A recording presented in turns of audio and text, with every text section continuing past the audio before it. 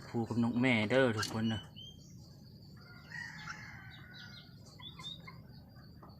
สบายดีFCมาทุกคนเนาะมื้อนี้พบกับซ่องตุยหากินแบบบ้านๆอีกแล้วเอาสิไล่นกต่อออกมาแบบนี้ทุกคนมื้อนี้อากาศดีอยู่มื้อนี้อากาศดีอยู่มีแดดอยู่นกกระซองตัวเบิ่งนกก่อนนี่สิไล่นกภูออกมาเนาะนกภูกับนกแม่เนาะนี่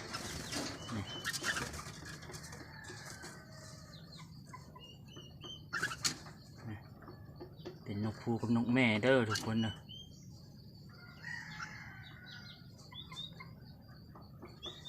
เจ้าตัวภูนะออกมาไว้ไปต่อ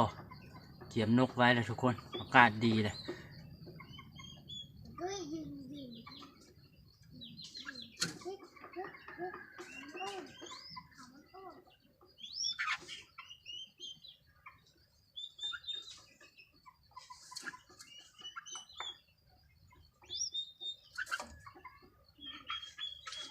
อากาศดี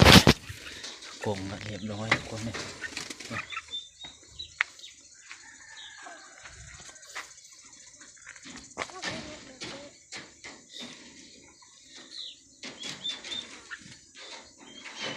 ตัวแม่เขาเอาตัวผู้นะบอกตัวแม่นะโอ้ยออกไปซ้ำนกรุดไปซ้ำโอ้มันออกปองลุ่มทุกคนรุดไปซ้ำ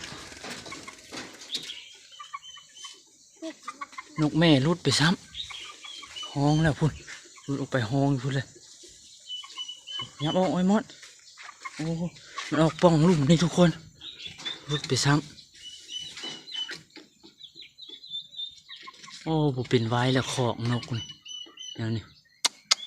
โอ้รุดไปซ้ำโคตรเสียดายเลย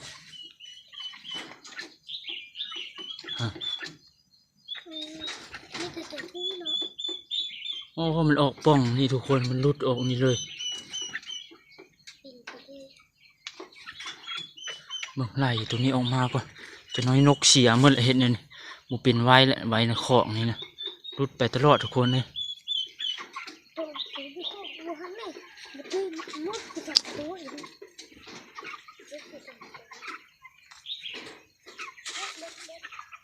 โอ้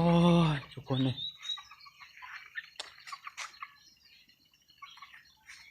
โอ้รุดไปเท่าพุ่นแหละเลยงอยอยู่กกนะเอาตรงนี้ออกไปต่อก่อน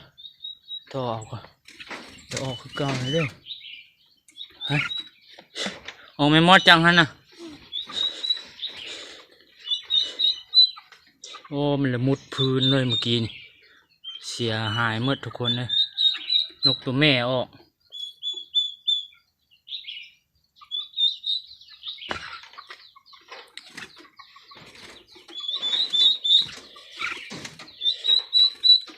ใครจะเป็นนกต่อเนาะออกเนาะ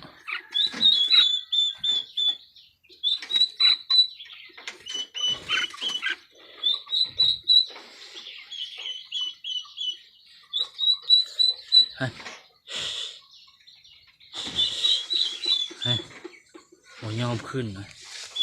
โอ้ยเสียหายแล้วนกรุดกงเลยทุกคนเลยวันนั้นก็รุดสองวันนี้รุดหนึ่งไล่ตัวนี้ออกไปต่อออก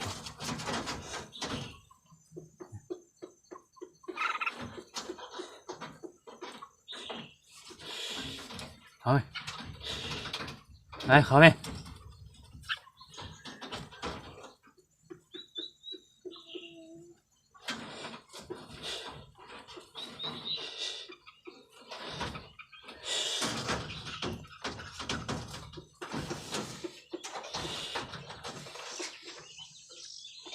ไล่ออกมาเรียบร้อยเลยโคตรเสียดายเลยหลุดออก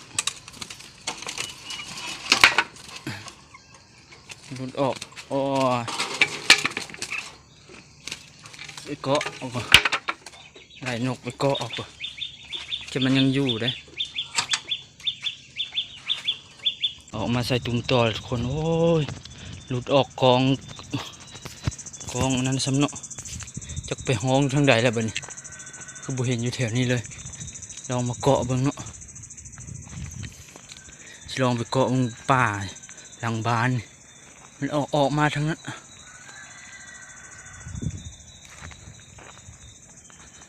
ลองไปชอกเกาะบ้างโอ้ระวังเลยออกทางกองลุ่มเป็นป่องมันมุดออกไปเลยคิดว่านกต่อนี่ออกตื่นมืดเสียอีกแล้วนกเฮาเสีย3 ตัวเลย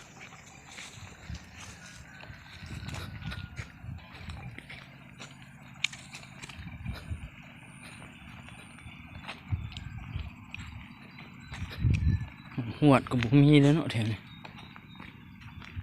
หวดเสืออ้อยมันจะจับมันไปทางใดเลยทุกคนให้มันหนีอยู่ทางใดแหละ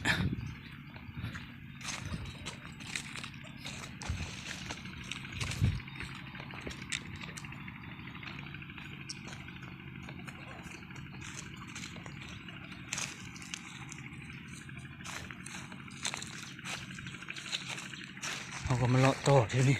แต่ว่าตัวนี้จับมันหนีไปทางใดนกนะบ่เห็นเลยโอ้โคตรเสียดายเลย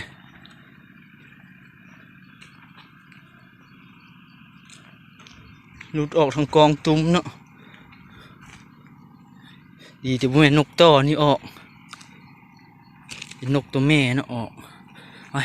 ชี้แขนขึ้นนี่แหละทุกคนโอ้ไม่แหละแขนมาเรียบร้อยทุกคน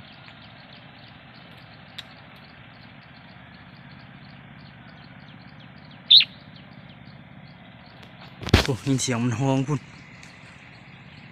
โอ้ยลุ่มพุ่นมันฮ้องยลุ่มพุ่น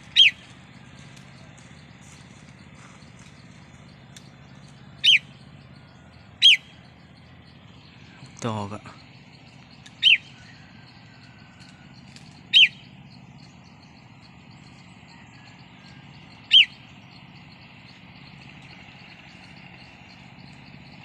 ว่าสิไล่นกต่อไว้เกี่ยมไปต่อเนาะนกแม่พันรุดไปซัก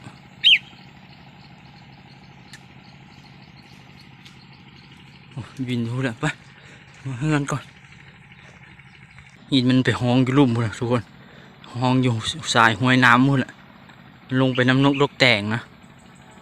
โอ้ไปไกลขนาดเขาก็เกาะไว้นี่นกเขา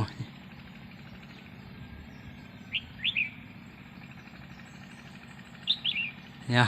ยามปีนั่นเอาเนาะซอกลูกใบมาเลี้ยงเอา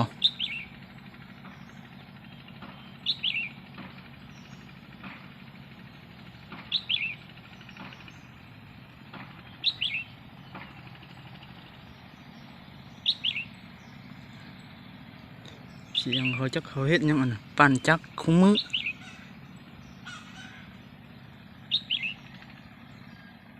มิดเลยเมื่อกี้ยังยินเสียงห้องเท่านั้นอยู่วันนี้มิดเลย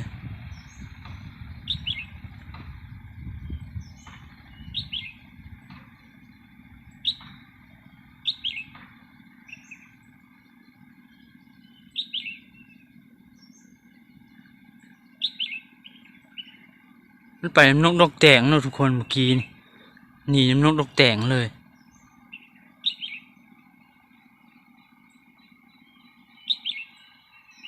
เสียดายเลยทุกคนเลยจับมันหนีลงไปใส่แล้วเป็นลุ่มพุ่นแหละมันออกป่องน้อยๆนึงนะป่องอยู่ตรงลุ่มช่องเนาะมันว่างซ้ำเนี่ย2 นิ้วนี่แหละทับอิดมันกับเข้ากงนั่นแหละบินเข้าบินออกเข้ากงอยู่กงตัวกงเขียวเขาเอาไปตั้งฮะแล้วมาบริเขาไล่มันก็ลุดออกทางป่องลุ่มมันไปเลยไปทับอิดกับห้องอยู่แถวคอกก่อนแล้วนกดอกแตงมามันก็บินไปน้ำนกดอกแตงเนาะบินไปเลยผู้ลงไปห้วยน้ำยินเสียงอยู่ห้วยน้ำนกเขาก็เกาะอยู่ฮะเนี่ยห้องอยู่ฮะโอ้คิดว่านกต่อไปตื่นหมดเลยทำอิดนะของเป็นเห็ดหลายแนวเลยเป็นปล่อยเข้าปล่อยออกเลยนกนะสิไว้น้ำยางต่อแหละบัดนี้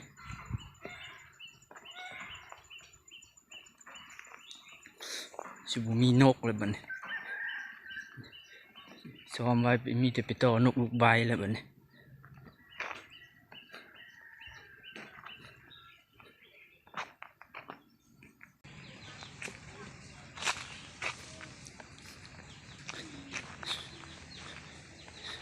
หัวอาหารก็เปลี่ยนให้ไหม้หมดเลยรุดไปซ้ำทุกคนเลย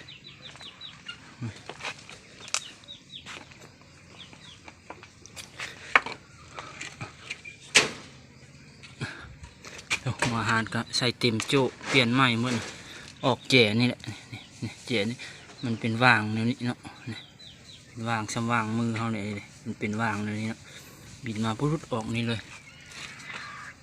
อะไรเข้ากรงนี่อย่าเอาตัวผู้ตัวแม่พัดออกไปซะเนาะแล้วเลยนกสิบุมีนกเลี้ยงแหละบัดนี้ถ้าเบิ่งมันยังมาหานกพูนต่อไว้อยู่ทางหลังเนาะแล้วจึงไปลุ้นเบิ่งนำกันเนาะทุกคนเนาะไปทุกคนไปยามเบิ่งพะเนียดเขาเนาะถือบุถือกับกูเลยแดดฮ้อนเลยตอนนี้นะแดดฮ้อนแห้งแล้วอย่ามันหนีเลยนกตัวรุดไปฮะ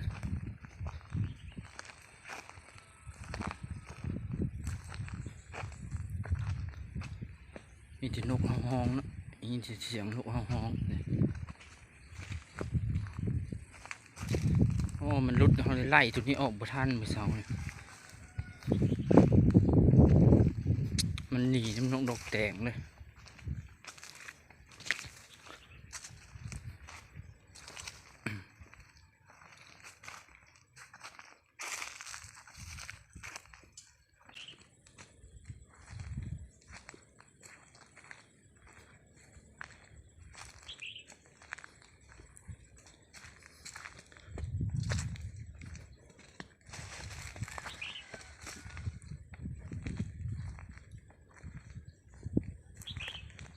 ห้องตัวเดียวจ้ะ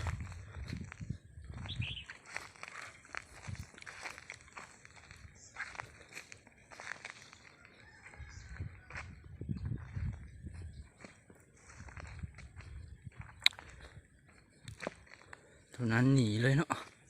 ผมมาไกลเลยมันได้ออกคอกเลยหนีเลยเสือก็